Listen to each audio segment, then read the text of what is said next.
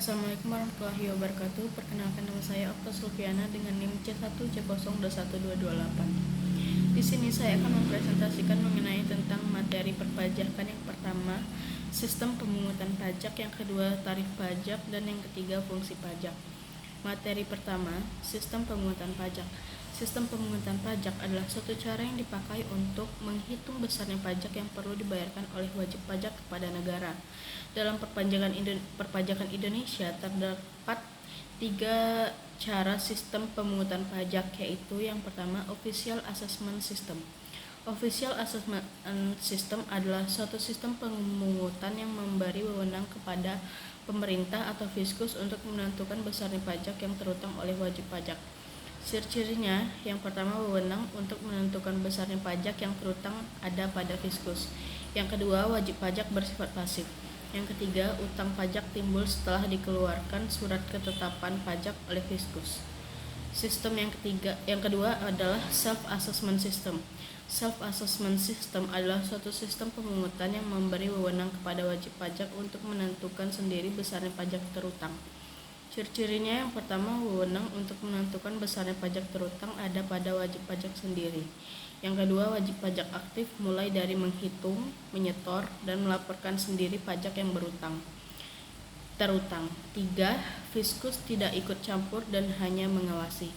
Sistem yang ketiga adalah withholding system.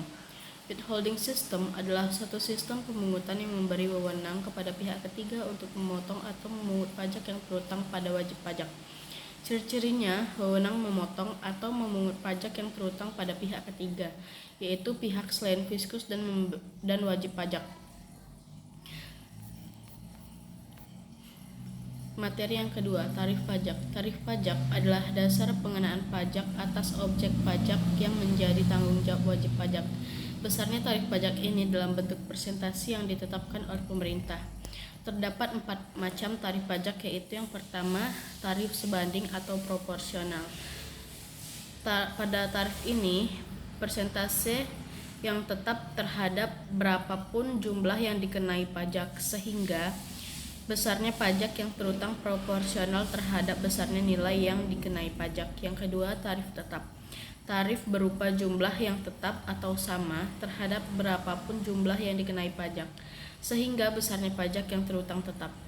3. Tarif progresif. Persentase tarif yang digunakan semakin besar bila jumlah yang dikenai pajak semakin besar. Menurut kenaikan persentase tarifnya, tarif progresif dibagi menjadi 3. Yang pertama, tarif progresif. Pada tarif ini, kenaikan persentase semakin besar. Yang kedua, tarif progresif tetap. Pada tarif ini, kenaikan persentase tetap.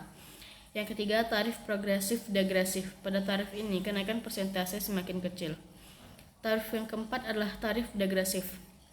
Persentase tarif yang digunakan semakin kecil bila jumlah yang dikenai pajak semakin besar.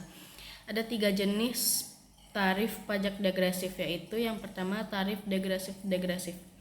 Pada tarif ini, jenis tarif yang penurunan persentase tarifnya semakin kecil. Yang kedua, tarif degresif tetap.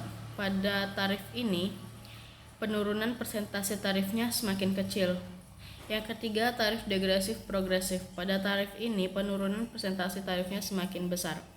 Materi yang ketiga ada fungsi pajak. Terdapat 2 fungsi pajak, yaitu yang pertama, fungsi anggaran. Pajak berfungsi sebagai salah satu sumber dana bagi pemerintah untuk membiayai pengeluarannya. Yang kedua, fungsi mengatur. Pajak berfungsi sebagai alat untuk mengatur atau melaksanakan kebijaksanaan pemerintah dalam bidang sosial dan ekonomi. Sekian, terima kasih.